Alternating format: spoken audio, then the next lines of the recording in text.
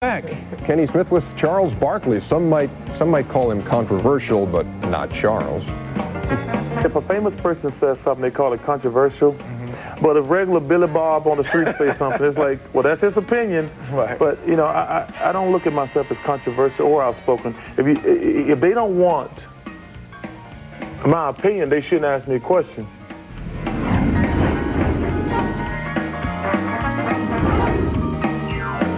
NBA presented by Hyundai. Tomorrow night on TBS, we've got the Lakers and the Rockets, followed by another edition of Inside 8 o'clock Eastern Time on TBS. So you'll have a chance to see if the Houston Rockets can break into the win column. They are 0-4 and in the cellar of the Midwest. Who'd have thunk it, Kenny?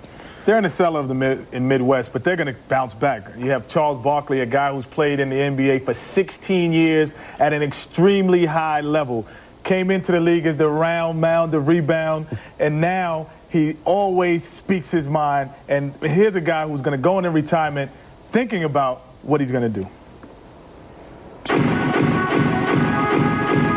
not getting any younger. I don't want my skills to deteriorate anymore, so I'm definitely leaning towards retirement. I would like to win a championship, but if I come back, that doesn't guarantee me we're going to win the championship. It's done.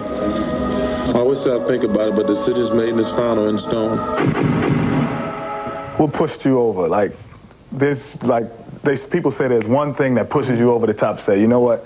I'm not playing anymore. What was that one thing that pushed you over the top this year? The decline in your talent, the decline in your skills. Right now, I'm just a good little solid player. And, you know, I've been a really good player for a long time. And now I know how the rest of these sorry players feel now. I'm just out there working hard now. But that's the main thing. What's going to be a normal day for Charles Barkley sitting down now after 16 years of playing every day? Well, the first thing I do, I got to stay away from basketball until the beginning of the year. I'm not going to go to any NBA game until after the first 2 or 3 months after I go through that initial depression.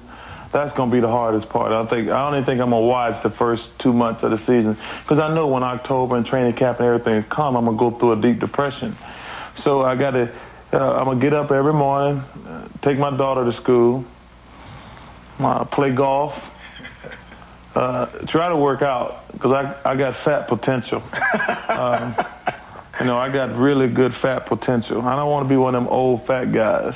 What about political aspirations? You know, you said this after you retire, you want to be the governor of Alabama. Well, it's something that I really think about. But what I really want to do is, I don't think the people in Alabama have the pride and self-esteem that they should have as far as wanting to do more with their life. Especially, I feel like in the black community. And that's what I would like to get on TV every day and just tell them that they can be whatever they want to be in life, but you have to put yourself in that situation. 16 years. What's the best? Oh, the best is probably the 2 Olympic gold medals. I think they were awesome because nothing. I don't even think winning a championship can compare to that first Dream Team experience. Playing with, by far and away, the greatest team ever. That was the highlight of my career. Accomplished MVPs, playoff, all those great things. The championship ring. You don't have it.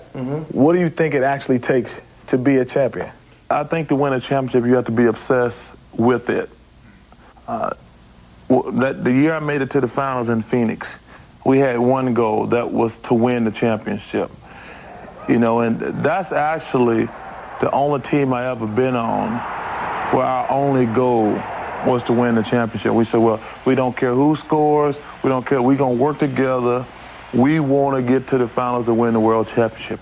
Now being the elder statesman, so to speak, of the Rockets, even the league in a sense, what do you try to instill in like these younger guys that's coming up? It's hard to talk to the young guys because they have so much talent, but then they have to go out there and get their butt kicked a little bit, and then they start listening. Who did that for you coming in? Moses and Doc. I call Moses Dad. He is the most influential person in my career. The first thing he told me, he said, number one, you can't be a good player until you get in shape, okay? That was the number one thing he taught me, because when I went to the 76ers, and I weighed about 280, 290, and then, you know, he said, well, we're wasting our time. I'll help you with your game, but your game cannot evolve until you get yourself in shape. And Doc was right there, and Doc and Moses took me under their wing.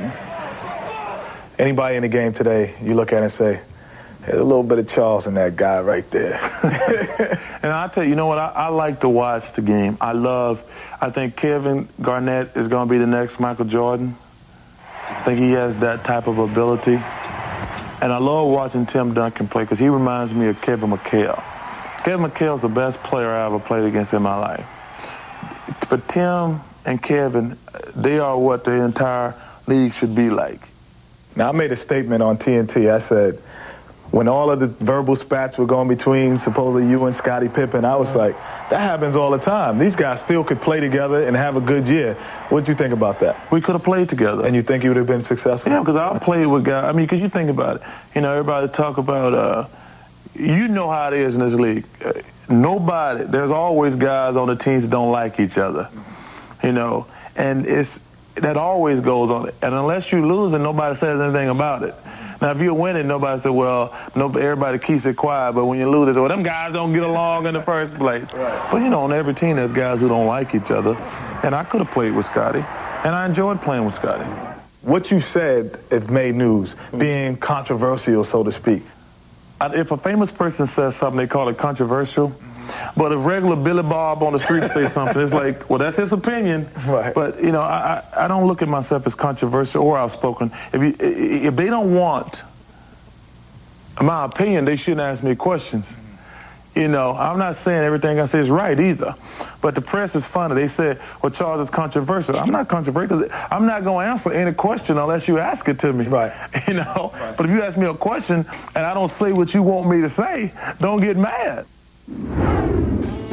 Charles Barkley, the one and only, and take a look at the career in 16 seasons, 15th in games played, and you see the numbers: 3rd in points, 2nd in rebounds, 6th in field goal percentage among active players.